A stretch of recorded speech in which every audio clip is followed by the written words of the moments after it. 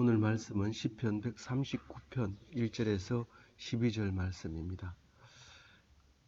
여호와여, 주께서 나를 살펴보셨으므로 나를 아시나이다. 시편은 다윗의 시가 많습니다만 오늘도 다윗의 시인데, 특별히 이 시는 성가대에서 부르던 노래인데 선창을 하고 또 따라하고 이랬던 것 같아요. 그래서 노래 가사가 성경이 되어서 우리에게 읽혀지게 되고 이 말씀으로 많은 은혜를 받게 되는 것이고, 또 오늘 같이 두 가지 정도 아주 신학적으로 아주 중요한 이야기를 또 하고 있습니다. 우선 첫 번째는 이 1절에서 7절까지의 말씀인데, 너무 우기한 하나님의 지시, 이렇게 제가 왜냐하면 그 6절에 그렇게 표시를 해놨기 때문에 제목을 그렇게 달고 6절까지의 이제 하나님을 표현을 했습니다. 1절에 보면은 여호와여, 주께서 나를 살펴보셨으므로 나를 아시나이다. 하나님이 나를 창조해서 알았는 것도 아니고 늘 보살펴 보고 계신다고 하는 겁니다. 그래서 나를 아는 하나님에 대해서 1절, 2절을 나누면 뭐를 아느냐면 살펴보고 보살펴 주시는 거죠. 보살피고 살펴보는 거. 그게 이제 같은 말이지만 이제 그런 보기 때문에 나를 안다, 그렇게 표현을 하고 있고요. 2절에는 주께서 내가 안고 일었음을 아시고 멀리서도 나의 생각을 밝히 아시오며, 안고 일어선다는 것은 나의 행위를 안다는 거죠. 내가 무슨 짓을 하는지 하나님은 다 알고 계신다는 겁니다. 참 이 말은 틀린 말도 아니고 모르는 것도 아닌데, 우리는 그게 마치 하나님이 없는 것처럼, 아무도 모르는 것처럼 행동할 때가 많이 있습니다. 뭐 꼭 도둑질해서 그런 게 아니라, 도둑질이 아니라도 속에 있는 마음은 아무도 모른다고 생각하는데, 지금 여기에 나의 생각을 밝히 안다, 이 말입니다. 생각을 밝히 안다는 것은 마음을 안다는 겁니다. 이게 궁예가 관심법을 가지고 있다 이랬지만은, 우리는 이게 마음을 바라볼 수 있는 법이 하나님에게는 있었던 거죠. 그래서 하나님은 높이 계신다, 그렇게 말 안 하고 멀리서도라고 얘기합니다. 사실 아무리 높이 있어도 눈만 밝으면 보지만 멀리 있을 때는 가로막혀서 잘 안 보일 수 있습니다. 그래서 멀리 있으시지만 나의 생각까지도 안다, 그렇게 말할 때 사실 마음속에 우리가 하나님이 계시다는 말을 예수님이 오셔서 할 수밖에 없는 거죠. 뭐 어떻게 아냐? 우리 지식으로 표현한다면 하나님은 우리 마음속에 계시다. 그걸 우리식으로 표현한 게 그런 거죠. 다윗식으로 얘기하면 멀리서도 나의 생각을 밝히 아시오며, 이렇게 말할 수밖에 없는 거죠. 그때 당시에는 눈에 안 보이면 없는 건 줄 알았죠. 지금 우리는 눈에 안 보여도 있는 게 엄청 많잖아요. 제일 쉬운 게 이제 공기인데, 공기가 없는 건 줄 알았는데 이게 엄청난 질량을 가지고 있고, 엄청난 우리가 손을 팔을 흔들 때도 저항을 가지고 있고, 새들은 또 이 공기가 없으면 또 날지를 못하잖아요. 그렇게 이제 우리는 공기가 있는 것을 아는 것처럼, 그때 당시에는 눈에 안 보이면 없기 때문에 아주 멀리서도 자기를 볼 수 있다고 이렇게 생각한 거죠. 3절에 보면 같이 읽어볼게요. 나의 모든 길과 내가 눕는 것을 살펴보셨으므로 나의 모든 행위를 익히 아시오니. 나에 대해서 모르는 게 없는 분이 하나님이신데 나의 길을 안다고 해요. 그러니까 내가 그동안 왔던 길, 그리고 지금 가고 있는 길, 그리고 앞으로 일어나는 길, 이게 전부 다 내가 하는 일을 얘기하는 건데 그것을 다 안다는 거예요. 그러면서 눕는 것을 아시는 분이다. 이 눕는다는 뜻은 레바라고 하는 히브리어인데 그 쉰다, 일을 하지 않는 있다, 이런 말을 이제. 근데 내가 눕는 것을 네가 일을 하는 것과 네가 일을 안 하는 것, 이 모두 다 알고 계신다, 그렇게 얘기를 합니다. 알고 계시는 거하고 모르는 거하고는 어떻게 다를까요? 나를 잘 아는 거죠, 나를. 그래서 나를 잘 안다는 거는 내가 하나님한테 기도 안 해도 내가 뭘 원하는지 안다는 거예요.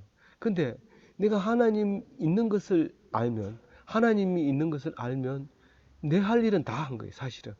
왜냐하면 하나님이 나를 다 알고 있기 때문에 내가 가는 길, 내가 하는 행동 모두 하나님이 아는 거기 때문에 내가 하는 것이 하나님이 하는 거가 되는 것이죠. 나 말고 다른 사람 하는 거는 다 하나님이 했다고 믿으면서 내가 한 행동은 내 마음대로 한다고 생각할 때가 많습니다. 그게 아니라 내가 생각하는 거, 저 사람이 미워지는 거, 저 사람이 좋아지는 거, 저 사람이 하고 거짓말하고 싶은 거, 이런 것도 다 알고 있는 거예요. 그러니까 그건 결국 하나님이 나를 만들어 줬다는 거예요. 그래서 나를 잘 아시는 분, 여기서 1절에서 보면은 하나님이 나를 아는 거라고 노래하고 있지만 사실은 내가 그런 하나님을 아느냐 하는 겁니다.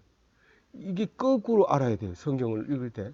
하나님은 나를 아시는 분하고 신앙 고백한다는 것은 네가 하나님이 그런 하나님을 네가 알고 있구나 하는 것을 노래하고 있는 거죠. 그러니까 우리가 하나님의 아들이 되는 거죠. 하나님 아버지가 되는 거죠. 그거를 모를 때는 이 말 자체가 바꿀 수가 없는 말이에요. 일방적으로 하나님은 우리를 알고 우리는 하나님을 모르는, 그게 말이 안 되잖아요. 우리가 하나님이 나를 알고 있다는 것을 내가 아는 거, 그게 참 신기한 일이죠. 그게 이제 오늘 이제 6절에 말하는 신학적으로 중요한 말이 되는 것이죠. 4절에 보면 하나님이 내 혀의 말을 알지 못하는 것이 하나도 없으시니이다.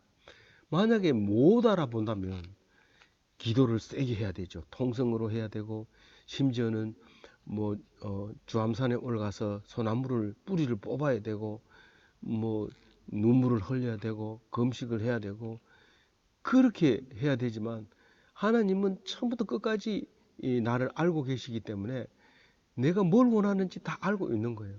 다만 내가 할 것은 그 하나님을 네가 인정하는 것이고 그것을 의지하는 것밖에 내가 할 일이 없는 거죠.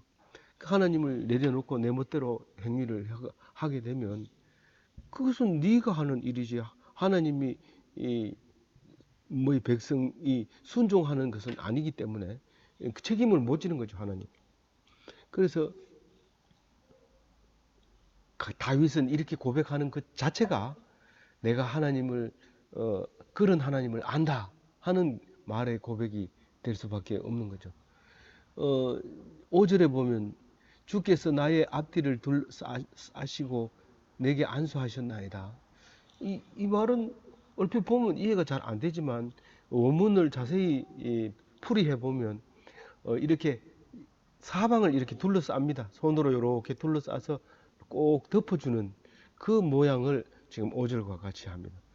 그럼 무슨 말이 있어요? 5절은 누가 나를 공격해도 주님이 둘러싸고 있기 때문에 절대로 공격을 못하고, 내가 힘든 어려운 일이 있어도 이렇게 싸고 있기 때문에 절대로 보호가 됩니다.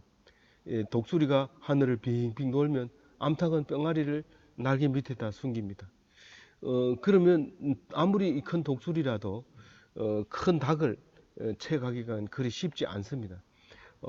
그래서 그 병아리들을 향해서 날아오지는 못하게 되죠. 그런 말을 지금 5절에 하고 있는 겁니다. 하나님이 나를 그렇게 병아리 품듯이 그렇게 했다.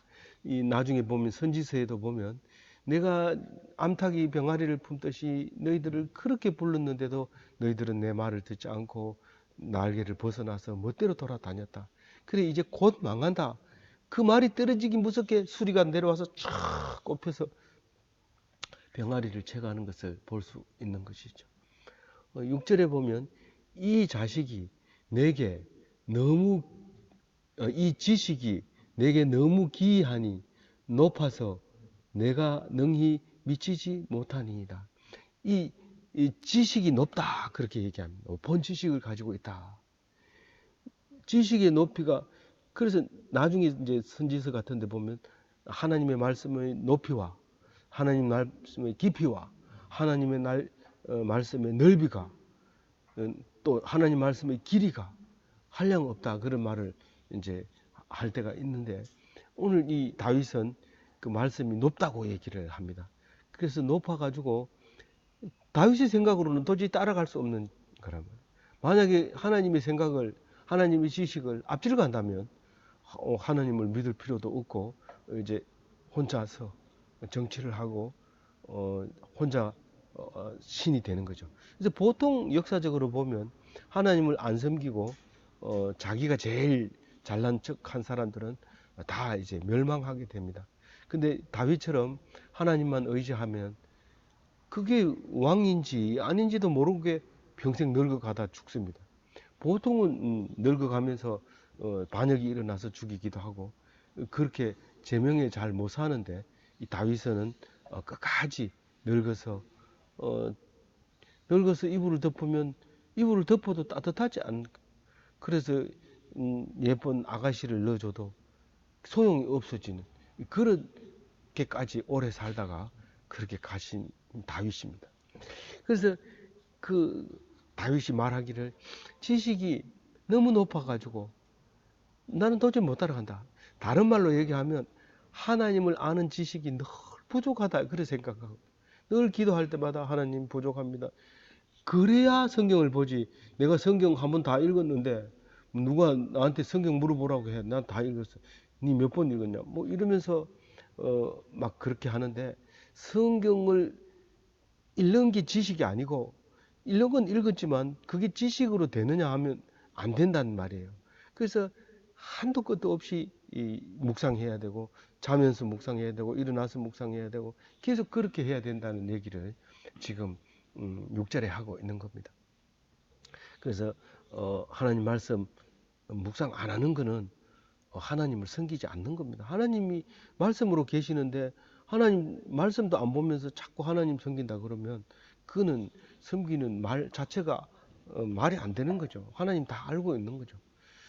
그래서 근데 7절은 이제 그 기이한 하나님 중에서 피할 수 없는 하나님을 이야기하고 있습니다. 하나님의 그 참 지식 중에서 하나님을 피할 수 없는 게 우리 이 땅 위에서는 하나님을 피할 방법이 없다. 이제 그 얘기를 이제 노래하고 있는데 7절 같이 읽어보겠습니다. 내가 주의 영을 떠나 어디로 가며 주의 앞에서 어디로 피하리까. 그럼 우리가 이거를 읽으면서 좋은 거 알았다 이러면서 믿지 않는 사람한테 가서 이걸 아무리 설명해도 소용없습니다. 안 하는 게 좋습니다. 그 얘기하면 본인이 그만 상처를 받아서 안 됩니다. 이 말은 하나님 믿는 사람들과 같이 함께 나누어야 되는데 하나님의 우리와 함께 계신다 이 말을 믿는 사람한테 이야기를 해야 되는데 이 하나님을 떠날 수는 없다는 거예요. 그러니까 결국은 예수님이 오셔서 하나님이 네 마음에 있다 이렇게 말을 하게 되죠. 그래서 그 유명한 말이 내가 네 안에 네가 내 안에 있으면 하나님의 사람이 된다. 그 얘기를 할 때 영을 떠나서 갈 수 있는 곳은 없다. 그래서 주의 앞에서 어디로 피하리까? 하나님 앞에서 피할 수 있는 곳은 없다. 뭐 불교도 비슷하게 닮은 얘기하죠. 아무리 피하려고 피했는데 부처님 손바닥 안에 있더라. 손바닥을 안을 벗어날 수가 없는 그런 말인데 이게 그런 비슷한 말이죠. 벗어날 수 없다. 이게 주의 앞에서 이 말은 코람데오라는 말이죠. 하나님 앞에서 라틴어로 코람데오라는 말인데 그 옛날에는 많이 썼던 말이죠. 이 코람데오에서는 뭐 하나님 앞에 잡혀 있는 거지 벗어날 길은 없다. 그렇게 얘기를 하고 있습니다. 그래서 항상 코람데오의 삶을 살아야 하는 겁니다. 8절 같이 읽어보겠습니다. 내가 하늘에 올라갈지라도 거기 계시며 서울이 자리를 펼지라도 거기 계시니이다. 이 하늘에 올라간다 하는 말은 여러 번 성경에서 얘기합니다. 신약에서도 요한은 요한계시록을 보면서 하늘을 계시로 환상으로 보게 되죠. 그러나 또 날개를 달고 올라간다고 얘기를 해요. 날개짓을 해서 하늘로 올라간다 할지라도 하나님은 그 위에 계시다. 그 얘기를 하는데 사도 바울도 환상으로 이제 하나님을 보게 되죠. 하나님을 봤을 때 그 삼청천인지 사청천인지 모르는데 내가 갔다 왔다. 이제 그렇게 얘기를 합니다. 그러면서 예수님을 봤다. 그 얘기를 합니다. 그러면서 내가 사도가 그래서 됐다. 그 얘기를 할 때도 하늘에 올라간 얘기를 하는데 하나님이 계신 곳을 하늘이라고 얘기했던 거죠. 그럼 물론 하늘에 가도 당연히 계시죠. 그 다음에 서울에 내려가서 서울에 내 자리를 펼지라도 거기 계시니. 서울에 내 자리를 편다는 얘기는 이게 번역하기는 굉장히 불편합니다. 왜 불편하냐면 서울은 땅 밑을 얘기하는데 지옥을 얘기하는데 그걸 우리가 본 적이 없기 때문에 말하기 어렵습니다. 근데 하늘은 눈에 보이거든요. 하늘은 눈에 보이니까 말하면 되는데 높이 올라가면 안 보이니까 하늘이라고 말하면 되는데 서울은 땅 밑으로 들어가는 건데 거기서 살 수 있는 건지 몰라요. 그런데 이집트 피라미드에 가보면은요, 죽으면 땅 밑으로 가는 게 당연한 걸로 생각이 되져요. 왜냐하면 그 피라미드에 들어가는데 이렇게 구부려 가지고 사람이 광산에 들어가서 이제 겨우 사람 다니는 것처럼 몸통이 서서 올라갈 정도로 올라갑니다. 그러니까 이 사다리가 수직으로 서 있는데 그 수직으로 몸만 올라가기 때문에 아주 좁아요. 그런 게 해서 피라미드 안으로 들어가면 이렇게 넓게 파져 있고 그 안에 이제 왕의 무덤이었을 거라고 추정하는 그 이제 돌관이 있고 이렇죠. 그런데 그 사람들이 죽으면 가는 곳이라고 생각하고 그것의 이름이 분명히 있었는데 그 이름이 서울이었던 거죠. 나중에 이게 이제 지옥이라는 것으로 돼 있어가지고 이제 그 부활할 사람, 영원히 산 사람은 서울로 가지 않는 걸로 그렇게 말씀하고 있는데 어쨌든 땅속 지하로 내려간다 하여도 그 죽은 사람의 무덤으로 간다 하더라도 다시 말해서 죽어도 하나님 앞에서 죽으면 하나님 앞에서 다시 말해서 하나님 코람데오의 죽음이라면 그건 죽은 게 아니다. 산다 하는 겁니다. 그렇기 때문에 하나님 앞에서 자살하면 그건 서울로 가는 거기 때문에 그건 100% 불신앙이기 때문에 믿는 사람이 자살하면 그건 결코 우리는 죄 없다 말할 수 없는 겁니다. 죄 있는 겁니다. 그래서 그것을 인정하고 그리고 인정하고 무슨 일을 해도 해야 되는 것이죠.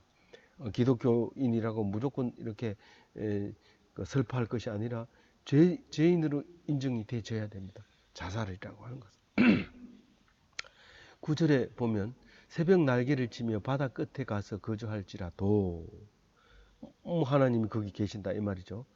그러니까 새벽 날개를 치며 이 말은 새벽같이 일어나서 칩니다. 밤에는 어두워서 날개 쳐봐야 어디로 가는지 모르지만 새벽이 밝아지자마자 날개치 엄청 부지런한 걸 얘기하는 겁니다. 그런데 이 바다 끝에 가서 거주할지라도 이 말은 사람이 가기 굉장히 힘든 곳에 내가 가겠다. 모험으로 가겠다. 목숨 걸고 가겠다. 배를 타고 가겠다. 그래서 옛날에 이 성경을 쓸 때쯤이면 이 바다 끝에 가면은 물이 폭포처럼 이렇게 땅으로 떨어질 거라고 생각하고 조음처럼 안 나갑니다. 그걸 끝을 만나면 우린 죽는다 이렇게 생각하기 때문에 눈에 보이는 곳으로 가서 이 바다가 돛대가 이렇게 안 보이면 아 이거 이제 떨어졌는 모양이다 이렇게 생각하고 더 이상 가지 마라 이렇게 말하는 거죠. 근데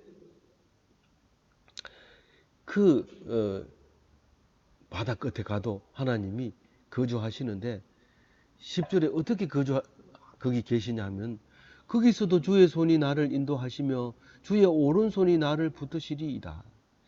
꼭 주님이 나를 붙들 때 오른손으로 붙듭니다. 왜 오른손으로 붙들까요? 왜 한 손을 그럼 안 쓰면 발달하지 않겠네요. 어, 개 중에는 농개라는 게 있는데, 농개라는 게 있는데, 이 개는 그 팔 한쪽만 크고 집게를 가지고 있어요. 한쪽은 팔 집게가 없어요.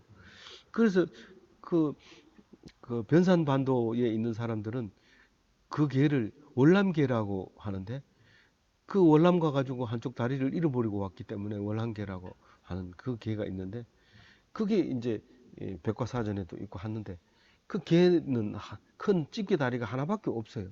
집게 다리가 하나밖에 없는데 그게 이제 정상이죠.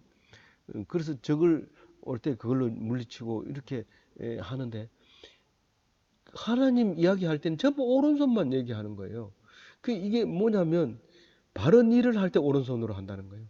이게 밥 먹을 때 우리 어릴 때는 오른손이 어디냐? 밥 먹는 손이다. 날 때부터 하나님은 오른손으로 밥을 먹게 만들어 놨어요.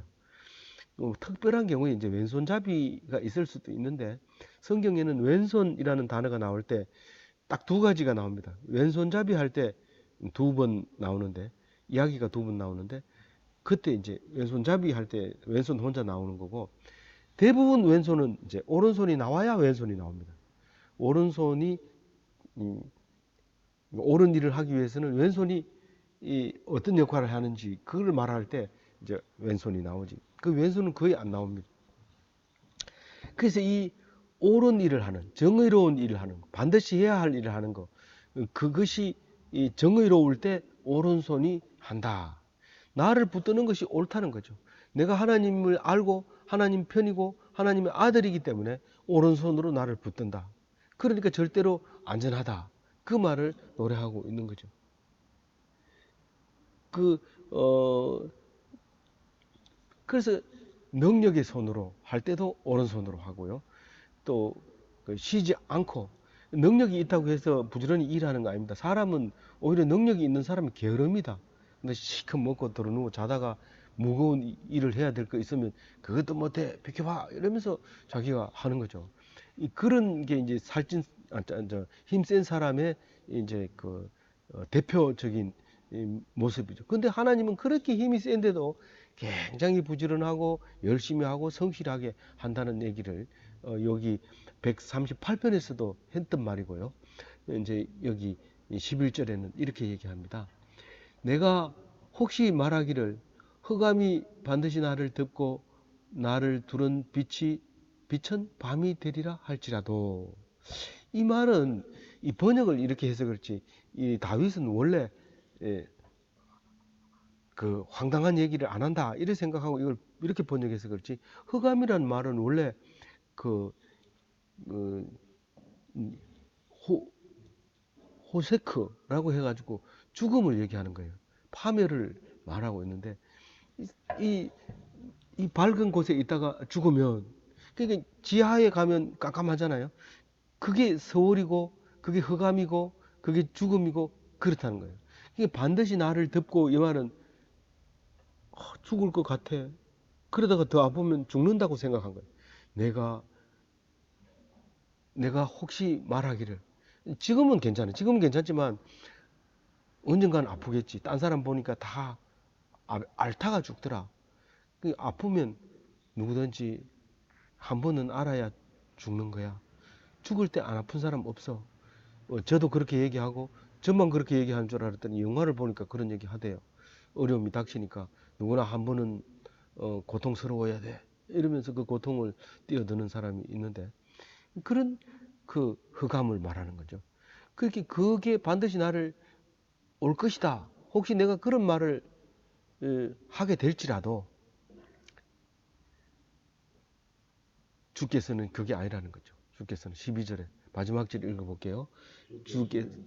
주에게서는 흑암이 숨기지 못하며 밤이 낮과 같이 비추나니 주에게는 흑암과 빛이 같음이니라. 특히 하나님 앞에서는 죽음이 없는 거예요. 그래서 하나님 앞에 서면 니 죽어 니 죽어 이렇게 하는 게 아니고 늘 하나님의 빛이 우리를 비춰주시는데, 하나님이 나를 보살피고 있는 거, 나를 보고 있는 거, 다 알고 있는 거, 그게 빛이고 나를 지키는 것이 빛이죠. 그래서 서울이라는 게 없어요, 하나님 앞에서는.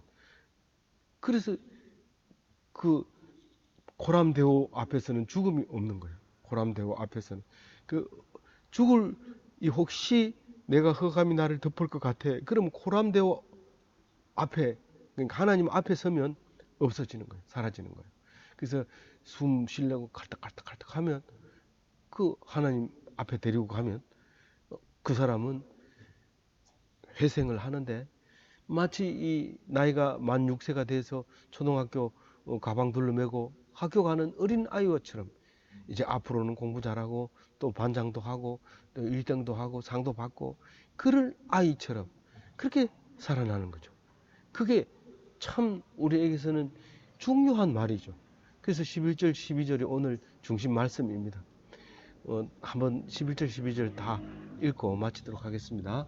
내가 혹시 말하기를 흑암이 반드시 나를 덮고 나를 두른 빛은 밤이 되리라 할지라도 주께서는 흑암이 숨기지 못하며 밤이 낮과 같이 비추나이 주에게는 흑암의 빛이 같음이니이다. 좋은 표현이죠. 흑암을 숨기지 못한다. 흑암이 있을 수 없다는 거죠. 하나님의 빛이 비춰서. 아무쪼록 이 말씀으로 다른 사람은 다 죽어도 예수 믿는 사람은 죽지 않는다는 믿음을 가지시고 결코 망하는 사람하고 같이 망하지 않기를 예수 이름으로 축원드립니다.